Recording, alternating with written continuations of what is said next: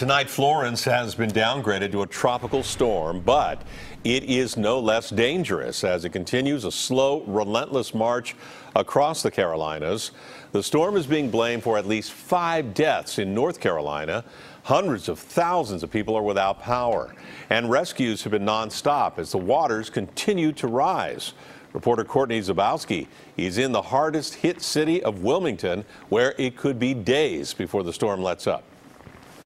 Ken and Liz, this is a good sign. Not as much rain, not as much wind. But we've been driving around, and what we're seeing is more flooding, not just along the coast, but inland. Florence is not backing down. A lumbering but relentless tropical storm Florence is battering North Carolina. Storm surge overwhelmed the city of New Bern. Boats abandoned in the marina are sinking. Several hundred people were rescued by boat and truck Friday, including Sadie Marie Holt, who tried to make it out on her own but failed. It was getting so bad that we physically took a boat we had in the yard and the neighbors, and we tried to leave about 3 o'clock in the morning. Not everyone was so fortunate. Wilmington firefighters kneeled at the scene where a mother and baby were killed when a tree fell on their house. Another victim was pulled from the home alive. This loss of life is devastating. The governor is urging residents to seek shelter and stay there. Florence is moving west at a snail's pace of about 3 miles an hour. That means that driving rain and strong winds aren't letting up.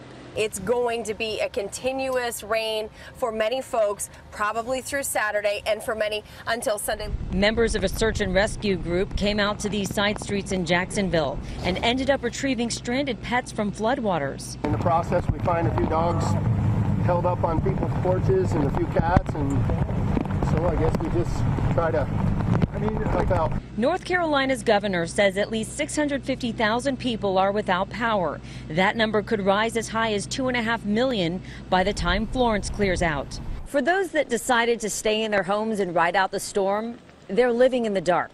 There is a curfew in effect until 6 in the morning. In Wilmington, North Carolina, Courtney Zabowski on the Night Beat.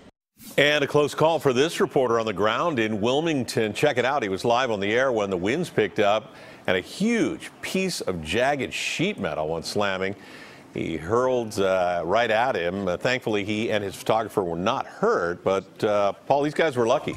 Yeah, been out in a couple of those storms 10, 15 years ago. Stuff flying at you in all directions. Rain, the biggest problem coming up this weekend.